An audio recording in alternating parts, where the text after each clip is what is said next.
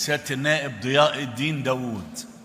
الرئيس، السادة أعضاء المجلس الموقر، الحقيقة قانون بالغ الأهمية، ولا نكتفي بأن احنا نقدم نصوص جيدة، لأن ده قانون مش هينتهي أثره لدى الناس بأني أضبط النص وأقدم للناس وعود أنا غير قادر على تحقيقها. في مصر البيانات كلها ما بين البيانات اللي بتقدمها الحكومة والبيانات اللي بتقدمها المؤسسات الدولية بنتكلم في 32 إلى 35%، ده معدل الفقر في مصر.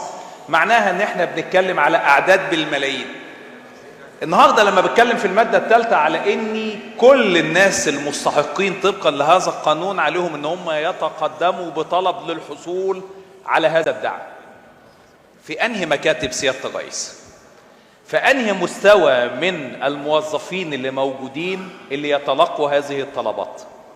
على انهي نظام يتم بحث؟ انت متخيل سيادة الرئيس، السادة اعضاء المجلس الموقر، يعني لما تبقى اسرة واغسى بالمشاع في بيت 40 متر، اوضتين فوق السطوح او في البدروم، لما يتحطوا على السيستم تطلع الاسرة دي غير مقبولة واسرة مرفوضة.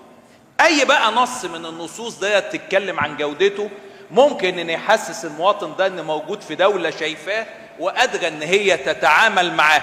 طيب احنا هنا نقدر نلوم الوزيرة ونلوم الوزارة في هذا؟ احنا عارفين الوزيرة ذات كفاءة عالية، وانا شخصيا لما كلمتها وهنتها على تولي هذه الحقيبة قلت لها انت امام واقع مؤلم.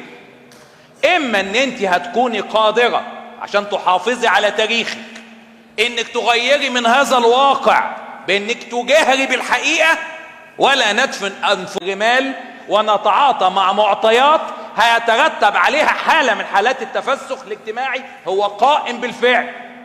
سيادة الرئيس، في ظل وضع اقليمي ودولي، ده قانون التطييب، قانون معالجة آثار الفشل الاقتصادي، معالجة الآثار الإقليمية والدولية اللي ما حدث.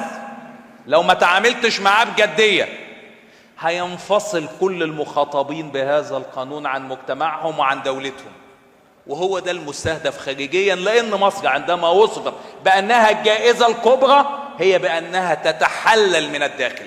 تتحلل من الداخل لما تتكلم عن التعليم. سيادة الرئيس، انت عارف الأسر ديت عشان تلبس عيالها مرايل وبنطلونات وجزم عشان تفطرهم تعيش بكام؟ حضرتك بتديهم 15 سنت في اليوم.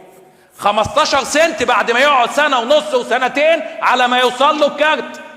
السنتين دول على ذمة مين؟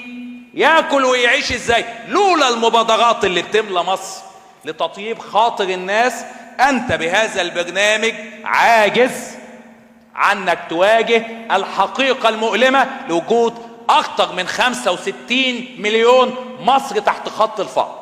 القانون وجودة النصوص امر مستحق.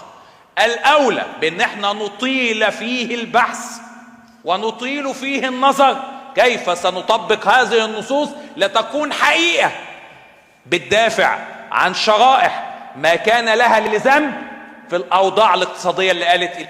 شكرا.